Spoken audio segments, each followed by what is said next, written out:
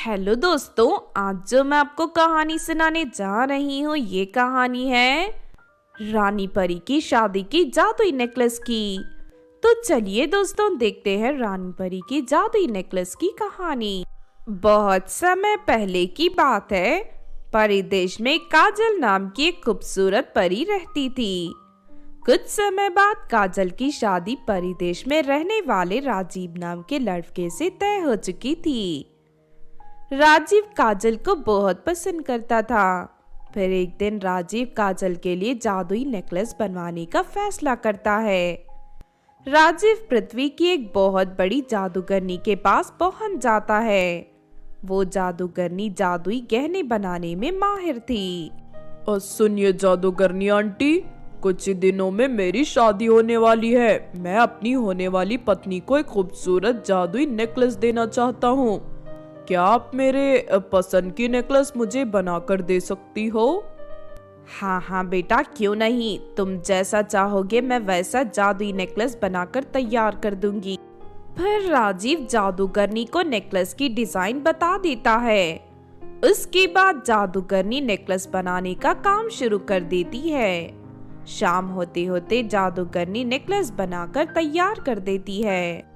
ये लो बेटा, तुम्हारा नेकलेस बनकर तैयार हो गया है। इसके बदले तुम्हें मुझे 1000 सोने के सिक्के देने होंगे।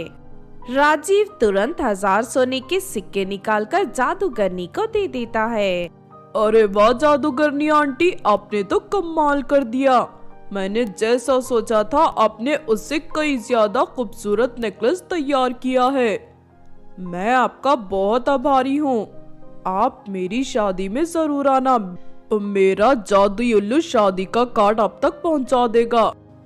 ठीक है बेटा, मैं जरूर आऊंगी। उसके बाद राजीव नेकलेस लेकर परिदेश की ओर जाने लगता है, लेकिन तभी अचानक रास्ते में उसे बहुत प्यास लगती है।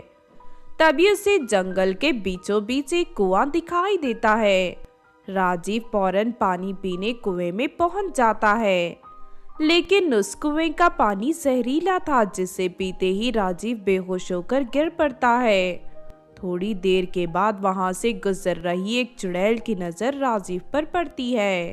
अरे ये तो परिदेश का नौजवान है, आज इसका मांस खाने में बहुत मजा आएगा। लेकिन तभी चुड़ैल को राजीव के हाथ में जादुई नेकलेस दिखाई देता है। लगता है ये जादुई नेकलेस लेकर जा रहा था। अगर मैं नेकलेस के अंदर प्रवेश कर लूं, तो इस नौजवान के सहारे मैं आसानी से परिदेश में दाखिल हो सकती हूँ। फिर परिदेश पहुंचकर मैं रोज ढेर सारी परियों का मुलायम मांस खा सकती हूँ। उसके बाद चुड़ैल राजीव को नहीं मारती और उसे होश में लाकर उस नेकलेस के अंदर समा जाती है। फिर राजीव उठकर वापस परिदेश चला जाता है। देखो काजल, मैं तुम्हारे लिए खास तरह का नेकलेस बनवा कर लाया हूँ, जिसे पृथ्वी की बहुत बड़ी जादूगरनी ने बनाया है। हमारी शादी के दिन तुम इस नेकलेस को ही पहनना। ये नेकलेस तो बहुत ही खूबसूरत है राजीव। सच में तुमने मेरे लिए बहुत तकलीफ उठाई है। पृथ्वी पर जाकर इसे बनवा कर लाना कोई आसान काम नहीं है। इसमें तकलीफ की क्या बात है? मैं तुमसे बहुत प्रेम करता हूँ और तुम्हारे लिए कुछ भी कर सकता हूँ। राजीव की बात सुनकर काजल खुश हो जाती है और उस नेकलेस को अपने कमरे में रख देती है। लेकिन रात होते ही नेकलेस के अंदर मौजूद चुड़ैल बाहर निकल आती है और परिदेश की गलियों में घूमने लगती है। तभी उसे एक परी अपने नए स्कूटर पर जाती हुई दिखाई देती है। चुड़ैल फौरन परी के ऊपर हमला करके उसे स्कूटर से नीचे गिरा देती है। अपने सामने चुड़ैल को देख वो परी बुरी तरह घबरा जाती है। अरे ये सब क्या है? रानी परी ने तो चारों तरफ सख्त पहरा लगा रखा है। अब फिर ये चुड़ैल हमारे परिदेश में कहां से आ गई? तभी चुड़ैल अपने नुकीले नाखून उस परी की गर्दन में घुसाकर उसे मार देती है।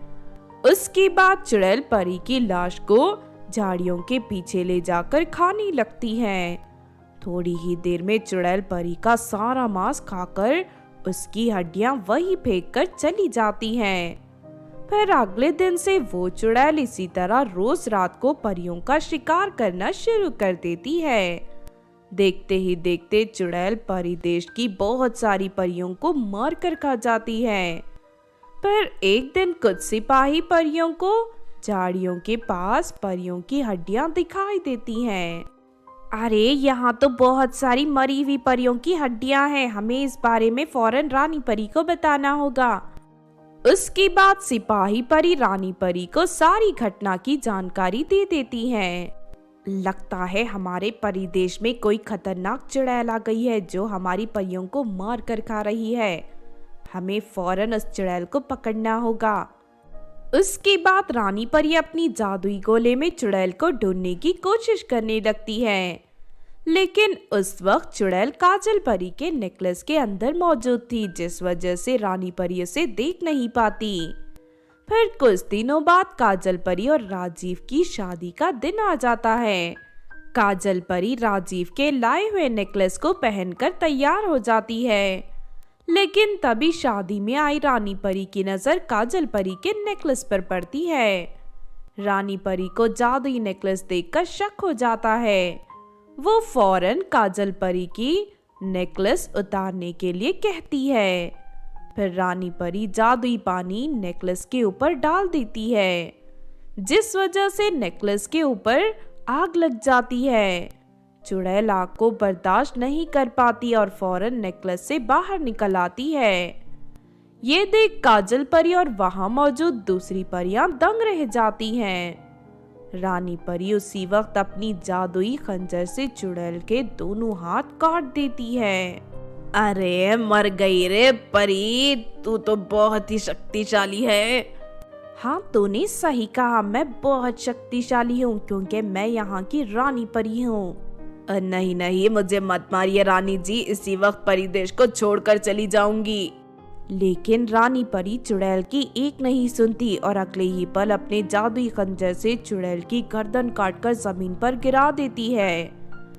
इस तरह बुरी चुड़ैल का अंत हो जाता है और सभी परियां राहत की सांस लेती हैं। उसके बाद काजल परी और राजीव की शादी बड़ी धूमधाम से हो जाती है और वो खुशी से रहने लगते हैं।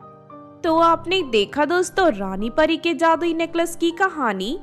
इस कहानी से हमें ये सीख मिलती है कि बुरे और धोखेबाज लोग चाहे जितनी भी चालाकी कर ले, लेकिन एक ना एक दिन उनकी असलियत सामने ही आ जाती है और उन्हें अपने द्वारा किए गए बुरे कर्मों की कड़ी सजा भुगतनी पड़ती है। अगर ये कहानी आपको अच्छी लगी हो तो जरूर लाइक करें और हमारे चैनल को सब्सक्राइब भी कर लें। और हाँ दोस्तों, हमें कमेंट करके ज़रूर बताना कि आपको कहानी कैसी लगी।